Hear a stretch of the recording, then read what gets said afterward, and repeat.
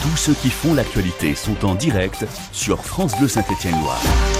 8h32, le théâtre de Beaulieu à Saint-Étienne, parti en fumée en juin, sera reconstruit. Une annonce de la ville de Saint-Étienne. Comment, pour combien et quand? Eh bien, l'adjoint à la culture de Saint-Étienne va tout nous dire. Il est l'invité de France Bleu Saint-Étienne-Loire, Sandrine Morin. Bonjour Marc Chassaubenet. Bonjour.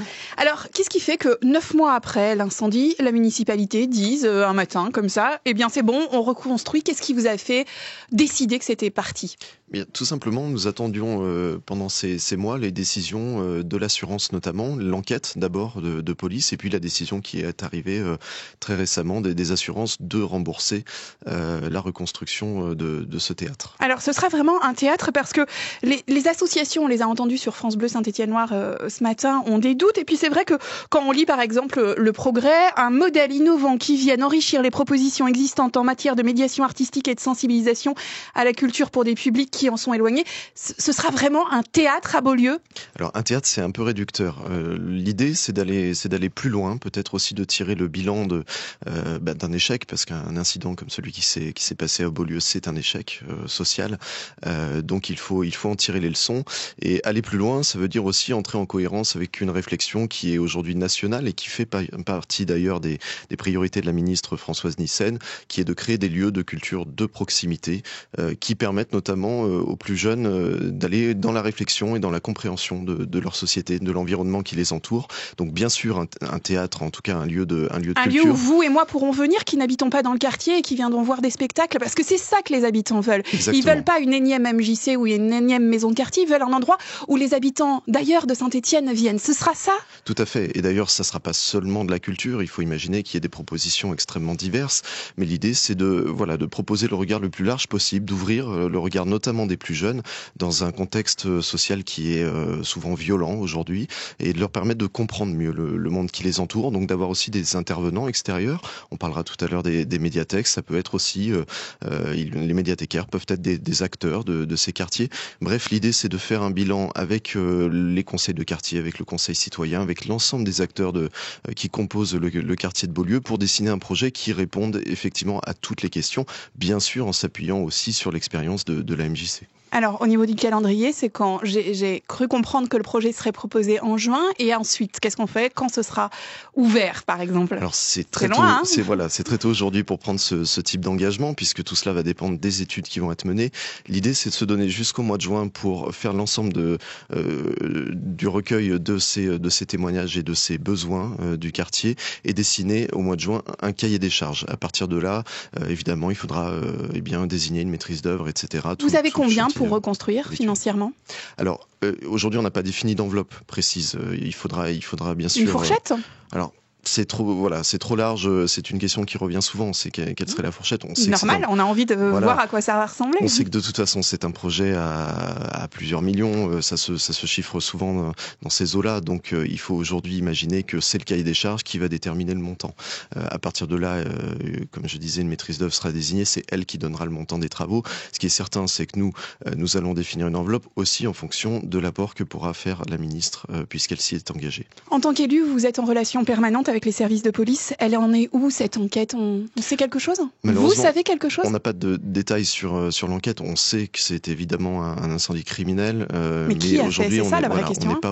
on n'est pas au courant des raisons qui ont mené à cet incident. Et c'est quoi la garantie que ça se reproduise pas, que vous reconstruisiez pour que ce soit incendié quelques mois après? La garantie, justement, c'est de proposer un projet qui réponde aux attentes et aux questions, notamment de ces jeunes, puisqu'on sait que c'est sans doute des populations relativement jeunes qui ont créé cet incident-là.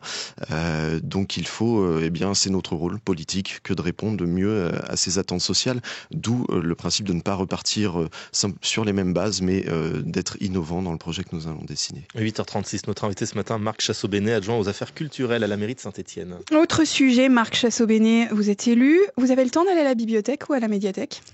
Pas beaucoup, mais en tout cas, j'aime ça, c'est sûr. Vous aimez ça? Mais alors, ouvert le soir, tard, pour quand vous avez fini votre conseil municipal ou le dimanche, ce serait bien, Saint-Étienne? Ça serait formidable pour beaucoup de gens, je pense, actifs notamment.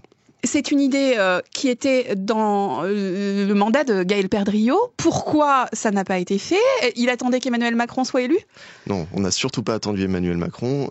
Et d'ailleurs, l'annonce qui a été faite, finalement, n'est pas une révélation. Elle est rassurante parce qu'elle correspond au constat que nous avions fait pendant ce début de mandat. C'est-à-dire qu'une ouverture brute le dimanche n'est pas une réponse. Il faut aller plus loin sur la réflexion de ce que doivent être les médiathèques. C'est le bilan que nous avons fait notamment avec les médiathécaires en organisant des rencontres et des séminaires pendant ces premières années de mandat. Et il faut aujourd'hui repenser l'ensemble du fonctionnement de nos médiathèques. On ne va plus en médiathèque aujourd'hui comme on y allait il y a 20 ans. L'accès à l'information est partout. Il est disponible sur des supports extrêmement différents. C'est surtout la compréhension de cette information et de ce savoir qui est importante. Et donc l'ouverture le dimanche ne peut pas se résumer, ne peut pas résumer le projet. Il faut aller au-delà et penser notamment les horaires de manière générale. Mais pour le public, c'est important les horaires. Et quand on en parle aux salariés, ça a l'air de coincer. Ils y croient pas. Notamment parce que vous venez de fermer le service aux enseignants, auquel ils étaient très attachés. C'est un service où les enseignants pouvaient venir récupérer des livres. Donc ils nous disent, il n'y a même pas les moyens pour ce service-là. Il n'y aura jamais les moyens pour le dimanche.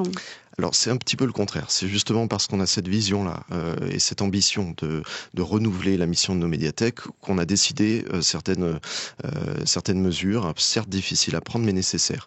Aujourd'hui et depuis longtemps, les médiathèques étaient laissées de côté dans les projets municipaux, en tout cas dans l'ambition municipale. Nous avons décidé à notre arrivée de réellement repenser ce principe. D'abord, il a fallu résoudre des problèmes de ressources humaines assez importants. Donc on a organisé une bourse à la mobilité qui permettait à des agents de se déplacer entre les médiathèques, de changer un petit peu leur mission et de renouveler finalement leur ambition dans leur métier au quotidien.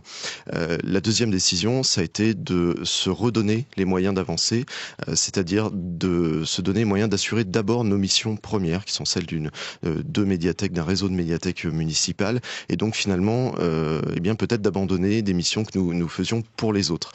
C'est une manière de voir l'avenir un peu plus sereinement, puisque nous savons maintenant, suite à notamment la décision de fermeture du prêt aux enseignants, que nous pourrons maintenir notre réseau de médiathèques d'ici la fin de ce mandat, alors que d'autres villes ont choisi de fermer des médiathèques annexes, comme Grenoble par exemple. Mais juste pour finir, une dernière fois, c'est quand le calendrier ? C'est quand qu'elles ouvrent le soir, Marc Chassaubenet ? Concrètement, dites-le aux usagers. Alors à partir de maintenant, puisqu'on a pris ces décisions très récentes, certes difficiles, mais ça y est, elles sont prises, on va pouvoir démarrer une phase de concertation avec les agents des médiathèques qui nous parlent de leur métier, qui seront les mieux à même de nous dire ce qu'il faut modifier.